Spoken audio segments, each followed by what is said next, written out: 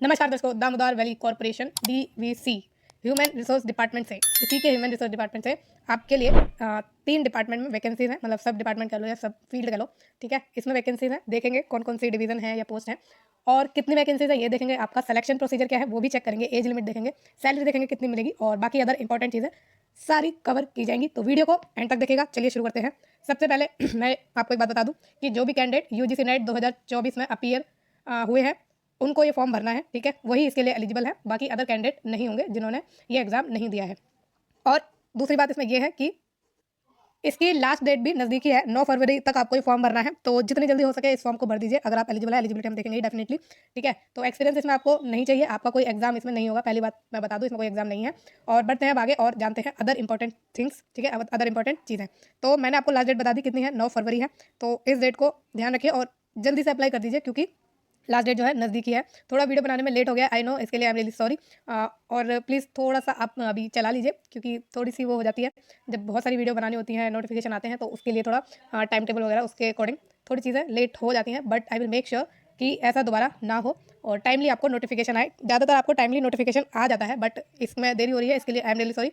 लेकिन देखते हैं अब इसकी हम कैटेगरी वाइज वैकेंसी की डिटेल। तो जो आपकी पोस्ट का नाम है वो है एग्जीक्यूटिव ट्रेनी HR डिपार्टमेंट में, ठीक है। टोटल वैकेंसी इसके लिए 11 है, जिसमें से अनरिजर्व के लिए 8 है, OBC के लिए 1 है, SC के लिए 1 है और EWS के लिए 1 है।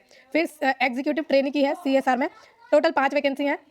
इसमें से 2 अनरिजर्व के लिए है, 2 ही आपकी OBC के लिए है और 1 आपकी SC के लिए है। एग्जीक्यूटिव ट्रेनी PR में बात करें तो टोटल नंबर ऑफ वैकेंसी 2 हैं, दोनों के दोनों आपकी अनरिजर्व के लिए है, बाकी अदर कैटेगरीज के लिए कोई इन्होंने वैकेंसी नहीं रखी है, ठीक है। अब ये टेंटेटिव वैकेंसीज होती हैं, बढ़ और घट सकती है, तो उसकी आप टेंशन मत लीजिएगा, हो सकता है बढ़ जाए। आगे बात करें तो number of vacancies are reserve of PWD, तो इसमें जो है हॉरिजॉन्टल रिजर्वेशन मिला है। अगर कोई कैंडिडेट PWD का आता है तो उसकी कैटेगरी वाइज उसको वो सीट दे दी जाती है। अब इसमें हम बात करें कि सैलरी कितनी मिलेगी आपको, तो लेवल इसका जो है ना 10 है, तो 10 लेवल है, इसका मतलब बहुत बढ़िया सैलरी है। 56,100 से 1,77,500 के बीच में सैलरी मिल सकती है।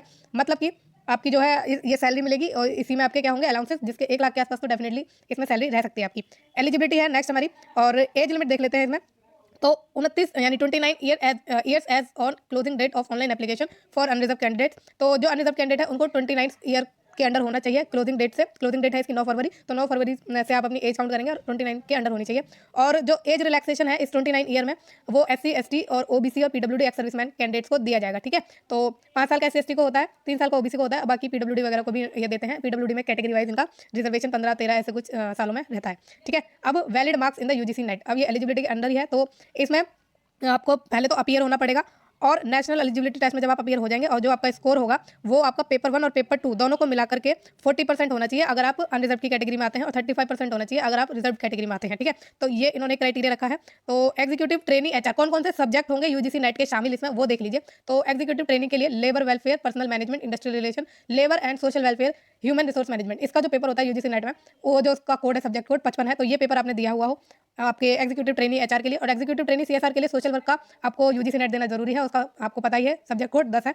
और एग्जीक्यूटिव ट्रेनी PR में बात करें तो मास कम्युनिकेशन एंड जर्नलिज्म का पेपर आपने दिया हो, 63 इसका सब्जेक्ट कोड है, ठीक है। तो ये सब इसका हो गया। नेक्स्ट बात करते हैं, ये आपकी आगे क्या एसेंशियल क्वालिफिकेशन। तो एग्जीक्यूटिव ट्रेनी HR के लिए आपको चाहिए MBA की degree in HR full time की होनी चाहिए, या फिर मास्टर डिग्री या पोस्ट ग्रेजुएट डिग्री या डिप्लोमा आपके पास हो, वो भी 2 साल का हो, full time in personal management and industrial relation या फिर ह्यूमन रिसोर्स मैनेजमेंट एंड या फिर कोई इक्वलेंट, ठीक है। तो इनमें से कोई एक आपके पास होना चाहिए या कोई इसके इक्वलेंट होना चाहिए और अब वो आपका रिकॉग्नाइज होना चाहिए। बात करें उसका परसेंटेज कितनी हो तो 60%, सॉरी 60 नहीं 65% होनी चाहिए अगर आप जनरल कैटेगरी से हैं और 60% होनी चाहिए अगर आप SC ST या PWD से हैं, ठीक है। तो ये इसकी बात हो गई। फिर नेक्स्ट आपका एग्जीक्यूटिव ट्रेनी CSR, इसमें आपको चाहिए 2 साल की फुल टाइम पोस्ट ग्रेजुएट की डिग्री या डिप्लोमा रूरल मैनेजमेंट में, ठीक है। तो रूरल मैनेजमेंट में आपकी जो पोस्ट ग्रेजुएशन की डिग्री या डिप्लोमा हो 2 साल का, और वो भी आपका जो है रिकॉग्नाइज होना चाहिए। बात करें कितनी परसेंट इन्होंने मांगी है तो 65% ऑफ मार्क्स मांगे हैं अगर आप जनरल या OBC हैं। ऊपर वाले में भी 65 है अगर आप जनरल या OBC हैं, ठीक है। तो 65 इस केस में है और 60% है अगर आप SC ST और PWD कैंडिडेट PWD कैटेगरी से बिलोंग करते हैं, ठीक। तो ये हो गई इसकी बात। अब नेक्स्ट बात करें तो एग्जीक्यूटिव ट्रेनी PR में आपको क्या क्वालिफिकेशन चाहिए, फुल टाइम की पोस्ट ग्रेजुएट डिग्री आपके पास होनी चाहिए या फिर पोस्ट ग्रेजुएट डिप्लोमा होना चाहिए कम्युनिकेशन में या एडवर्टाइजिंग एंड कम्युनिकेशन मैनेजमेंट में या फिर पब्लिक रिलेशन में या मास कम्युनिकेशन में या जर्नलिज्म में, ठीक है। और वो भी आपका रिकॉग्नाइज ही होना चाहिए। 65% मार्क्स होने चाहिए अगर आप जनरल OBC हैं या EWS है। अच्छा EWS भी है, क्या हो रहा है मेरे साथ, हाँ। तो जनरल OBC और EWS के केस में आपके 65% मार्क्स होने चाहिए आपके तीनों पोस्ट के लिए, ठीक है। और 60% मार्क्स होने चाहिए आपके SC ST PWD कैटेगरी के केस में, ठीक है। बात समझ गए ना आप। तो ये चीज़ें आपकी हो गई क्वालिफिकेशन की बात। नेक्स्ट बात करें तो इसमें आपको रिलैक्सेशन भी दिया जाएगा, जैसा कि मैंने आपको बताया। ओबीसी के लिए 3 साल का है, एससी एसटी के लिए 5 साल का है, पीडब्ल्यूडी अनरिजर्व कैटेगरी के लिए 10 साल का है, और पीडब्ल्यूडी आपकी ओबीसी के लिए 13 साल का है, एससी एसटी के लिए 15 साल का इन्होंने एज रिलैक्सेशन रखा है। और नेक्स्ट चलते हैं आगे। और ओके, तो ये अच्छा, इन्होंने और जो फर्दर बहुत ही माइन्यूटली जो रिजर्वेशन का क्राइटेरिया है वो दिया हुआ है। ये आ गए हम यूजीसी नेट के जो आपका सिलेक्शन प्रोसीजर है उस पर। तो the selection process consist of marks obtained in the corresponding paper of UGC net June 2024 only. तो आपका जो सिलेक्शन होगा वो आपके यूजीसी नेट के मार्क्स के बेस पर होगा, आपके जो रिलेटेड सब्जेक्ट है उस पर। अब eligible candidate must have appeared in the corresponding paper, तो वही उसी पेपर में आप जो है क्या हुए हो, अपीयर हुए हो। जैसे आपका ह्यूमन रिसोर्स में या कॉर्पोरेट सोशल रिस्पॉन्सिबिलिटी के लिए आपका सोशल वर्क है, और पब्लिक रिलेशन के लिए आपका मास कम्युनिकेशन पेपर है, ठीक है। तो इसमें आप जो है अपीयर हुए हो। नेक्स्ट बात करें तो candidate qualified in the corresponding paper, तो जो क्वालिफाई कर जाएंगे उनकी परसेंटेज मैंने आपको बता दी है कि इन्होंने क्या क्राइटेरिया रखा है। 40% चाहिए अगर आप अनरिजर्व है, 35% चाहिए अगर आप कैटेगरी से बिलोंग करते हैं। तो qualifying marks in UGC net June shall be decided by the UGC net. Okay, तो ये तो आपको पता ही है कि यूजीसी नेट ही क्वालिफाइंग मार्क्स या कट ऑफ कह सकते हो, वो क्या करता है, डिसाइड करता है। नेक्स्ट चलते हैं, और ये है please note that only NET June 2024 marks are valid for this recruitment process. 2023 और उससे पहले का जो भी पेपर है यूजीसी नेट का वो वैलिड नहीं रहेगा, मतलब फ्रेश यानी जो भी जून में हुआ है वही इसमें जो है फॉर्म भर सकते हैं। The candidate will be shortlisted for document verification, तो इसके बाद आपका डॉक्यूमेंट वेरिफिकेशन होगा, जैसे भी शॉर्टलिस्ट होंगे कैंडिडेट, और वो आपको बताइए यूजीसी नेट के पेपर के बेस पर होंगे, और जो मार्क्स आएंगे उनकी मेरिट बनेगी, और जो रेशियो होगा एक वैकेंसी के लिए 3 का होगा, यानी 1/3 का होगा, और more to number of vacancies category wise in each discipline for the further selection procedure, ठीक है। तो 1/3 का होगा, या उससे आगे जो भी इनका सिस्टम रखेंगे उस हिसाब से होगा, मेनली तो 1/3 का ही है। अब in case 2 or more candidate in the same discipline and category secured equal marks UGC NET 2024 and the ratio is increasing, all those candidates who secure equal marks will be called for document, तो सभी को ये बुला लेंगे document verification के लिए अगर उनके इक्वल मार्क्स भी हुए तो। DVC reserve the right to increase and decrease the ratio, तो मैंने आपको बोला कि ये अपने हिसाब से कर लेंगे, 1/3 का इन्होंने रखा है, बाकी ये बढ़ाए घटा भी सकते हैं आपके जो है जितनी भी एप्लीकेशन रिसीव होंगी उसके अकॉर्डिंग। नेक्स्ट चलते हैं, verification of credentials while appearing for DV the candidate. अच्छा, डीवी इसमें डॉक्यूमेंट वेरिफिकेशन है। The candidates are required to produce his NET June admit card आपको लेके जाना है, और ओरिजिनल स्कोर कार्ड लेके जाना है नेट का, जब आप जो है अपीयर होंगे डीवी के लिए, ठीक है। और आपके photo signature as proof of identity आपको लेके जानी है। In case the scanned photo in the admit card और स्कोर कार्ड इज हैजी और नॉट क्लियर, तो अगर आपका कुछ गड़बड़ हुआ, मतलब क्लियर नहीं है, हैजी सा हुआ, तो उसमें क्या होगा, आपको वो कंसिडर नहीं किया जाएगा। आपको क्लियरली सारी चीज़ें मेंशन होनी चाहिए, साफ साफ चीज़ें आपको लेके जानी है, जो भी आपको डॉक्यूमेंट लेके जाने हैं, कुछ भी एम्बिगुअस उसमें नहीं होना चाहिए, राइट। अब आगे बात करें तो इसमें एप्लीकेशन फ़ी की बात करी गई है, तो जनरल ओबीसी और ईडब्ल्यूएस के लिए नॉन रिफंडेबल फ़ी रखी है इन्होंने 300 रुपये की, और the bank charges as applicable, तो और बैंक चार्जेस भी आपके लगेंगे जो भी होंगे। बात करें एससी एसटी पीडब्ल्यूडी और एक्स सर्विसमैन, तो और जो डीवीसी के डिपार्टमेंटल जो भी कैंडिडेट हैं उन्हें कोई भी फीस नहीं देनी है, ठीक है। 9 फरवरी आपकी लास्ट डेट है, मैंने आपको बता ही दी है। चलते हैं आगे और कुछ देख लेते हैं, कुछ इंपॉर्टेंट है। तो ये कंपनसेशन पैकेज है आपको कि कितनी सैलरी है वो भी मैंने आपको बता दी, सारी चीज़ें ऑलमोस्ट मैंने बता ही दी है। ये आपको बॉन्ड देना पड़ता है, सिक्योरिटी बॉन्ड आपको पता है, और नेशनल जो भी है इंडियन वही इसमें एलिजिबल है अप्लाई करने के लिए, उन्हीं को जो है फॉर्म भरना है।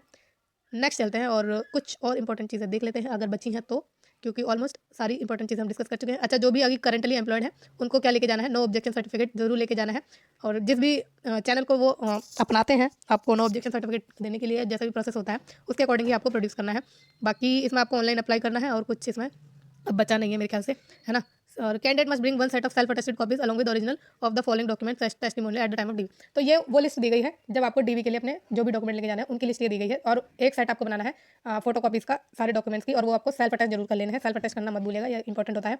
ऑनलाइन एप्लीकेशन फॉर्म लेके जाना है आपको, ओरिजिनल नेट जून 2024 का स्कोर कार्ड लेके जाना है, proof of date of birth जो कि 10 का होता है या कोई आपके पास बना हुआ है तो वो लेके जाना है, वैलिड कास्ट सर्टिफिकेट और marksheet of class 10th 12th degree diploma etcetera semester wise year wise लेके जानी है। फिर वैलिड डिग्री प्रोविजनल डिग्री लेके जानी है, डिप्लोमा लेके जाना है ना। और valid SC ST OBC EWS PWD certificate लेके जाना है if applicable in the format as applicable for appointment to post under the government of India. तो जो फॉर्मेट होता है सर्टिफिकेट्स का उसके अकॉर्डिंग आपको लेके जानी है। वैलिड एज रिलैक्सेशन कम डोमिसाइल सर्टिफिकेट डिस्चार्ज सर्टिफिकेट लेके जाना है if applicable in the prescribe format, अगर एप्लीकेबल है तो आपको ये भी लेके जाना है। वैलिड एक्सपीरियंस सर्टिफिकेट लेके जाना है, नो ऑब्जेक्शन सर्टिफिकेट लेके जाना है, application fee payment acknowledgement e receipt लेके जानी है, आइडेंटिटी प्रूफ लेके जाना है, Aadhaar card PAN card passport driving और ड्राइविंग लाइसेंस वोटर आईडी इन सब में से कुछ भी एक जरूर लेके जानी है, ठीक है। और बात करें कि इसमें अपीयरिंग वाले फॉर्म भर सकते हैं कि नहीं, तो वो अपीयरिंग वाले डेफिनेटली फॉर्म को भर सकते हैं, लेकिन जब डीवी होगा, जिस टाइम डीवी होगा उस टाइम आपको क्या करना है, अपनी जो रिजल्ट है उसका प्रोविजनल सर्टिफिकेट लेके जाना है, या फिर अगर ओरिजिनल आ चुकी है तो वो लेके जानी है, मतलब आपका रिजल्ट आ जाना चाहिए उस वक्त तक, वैलिड सर्टिफिकेट उसका आपको लेके जाना होगा, ठीक है। बाकी अपीयरिंग है तो फॉर्म भरने के लिए आप डेफिनेटली एलिजिबल है, और डीवी के टाइम तक आपका सब कुछ क्लियर हो जाना चाहिए। तो ये हो गई आपकी सारी वैकेंसीज की डिटेल। अब ये वीडियो आपको कैसी लगी है मुझे कमेंट के द्वारा जरूर बताइएगा, और फ्यूचर में रेगुलर जॉब्स की अपडेट के लिए और इन टाइम नोटिफिकेशन के लिए इस चैनल को प्लीज लाइक शेयर और सब्सक्राइब भी जरूर करिएगा। Thank you so much.